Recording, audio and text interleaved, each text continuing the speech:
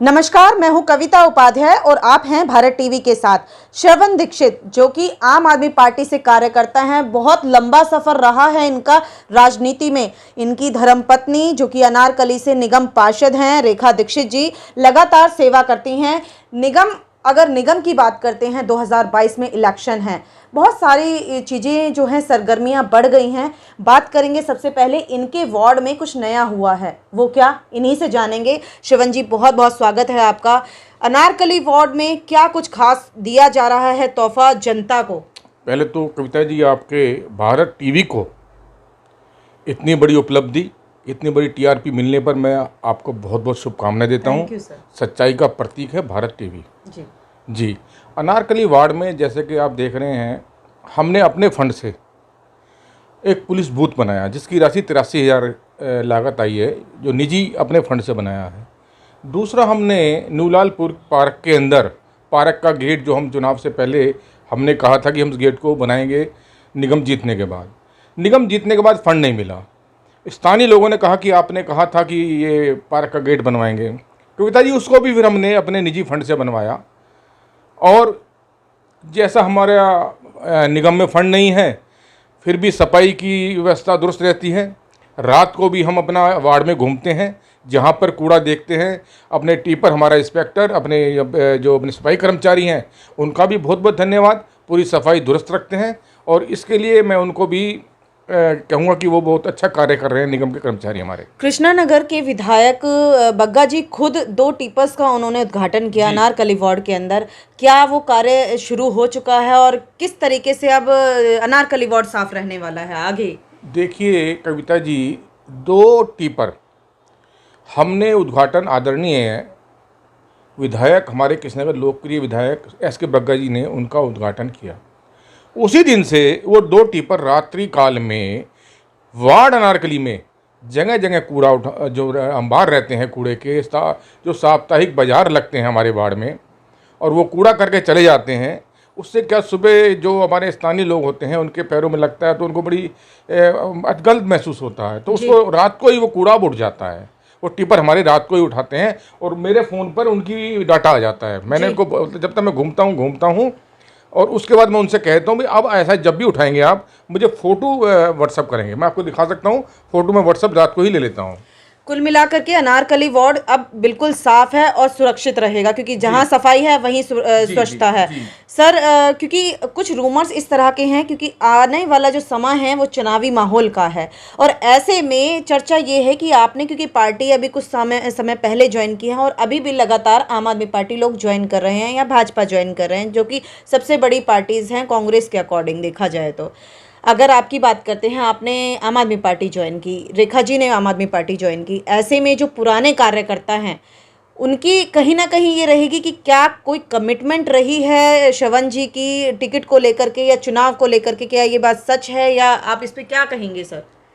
देखिए कविता जी, हमने जो आम आदमी पार्टी ज्वाइन करी है, गरीबों के मसीहा, किसानों की बात सुनने वाले, किसानों को अन्नदाता कहने वाले माननीय, सम्माननीय, आदरणीय अरविंद केजरीवाल जी की विचारधारा, उनकी कार्यशैली को देखते हुए, उनकी कार्यशैली इतनी दिल्ली में इतनी बढ़िया है कि हर कोई लोग उनकी कॉपी कर रहा है, हर राज्य उनकी कॉपी कर रहा है।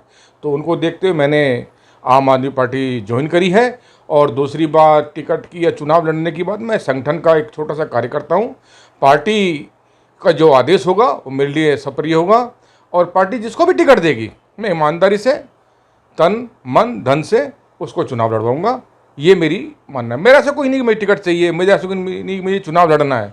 मैं संगठन का आदमी, संगठन में रह के और संगठन के प्रति वफादारी मैं निभाऊंगा। लेकिन सर, चर्चा ये होती है कार्यकर्ताओं में कि जी श्रवण दीक्षित जी आए हैं तो कहीं ना कहीं या तो घोंडली या अनारकली या कोई XYZ कोई भी ऐसी जगह होगी जो कि उनको चुन लिया जाएगा। हालांकि वो जाहिर सी बात है कि वो जो समय होता है चुनावी समय, वो सारे समीकरण देख करके कैंडिडेट को डिसाइड किया जाता है, लेकिन आप जैसा कि कह रहे हैं कि कोई कमिटमेंट नहीं हुई है। देखिए, आम आदमी पार्टी एक साफ पार्टी है, ये आंदोलन वालों की पार्टी है, ये आज देश को नई दिशा दिखा रहे हैं। मैं कविता जी आपके चैनल के माध्यम से बताना चाहता हूँ, यहाँ पर टिकट का कोई मतलब नहीं है जी। आप काम करिए, पार्टी संगठन आपको देखता है।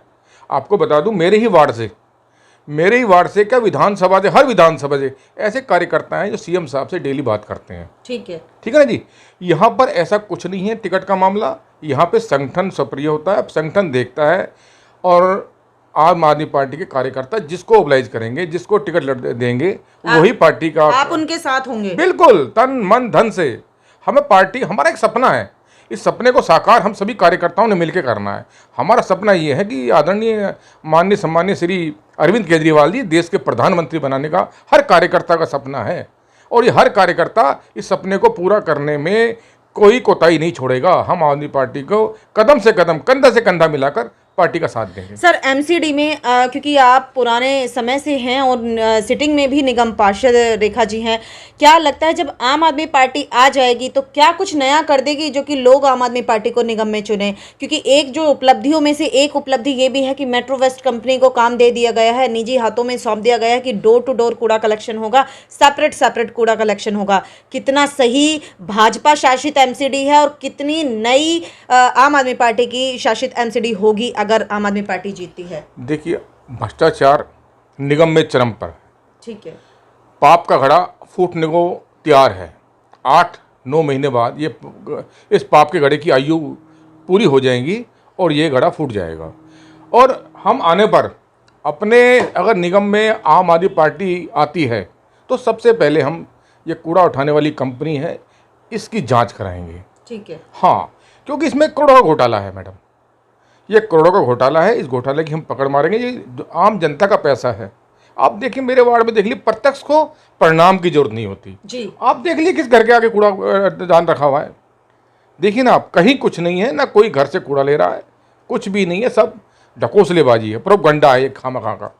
कुल मिला के वो जो हरे और नीले डस्टबिन बांटे गए, आपके हिसाब से उसमें भी घोटाला है? पूरा घोटाला है जी। कुछ भी नहीं है, सबकी जांच होगी, आप देख लें। आप कुल मिलाकर के इन्होंने तो कह दिया है कि आम आदमी पार्टी निश्चित तौर पर आ रही है 2022 निगम चुनाव में। हालांकि इनका दावा तो ये भी है कि केजरीवाल जी ही मुख्य प्रधानमंत्री बनेंगे, जिससे कि आने वाले समय में देश सुचारू रूप से चलेगा। चलते चलते सर, अगर बात करते हैं पंजाब, गोवा या फिर उत्तर प्रदेश की, तो क्या यूपी में भी या फिर इन तमाम स्टेट्स में आम आदमी पार्टी का ग्राफ बढ़ेगा?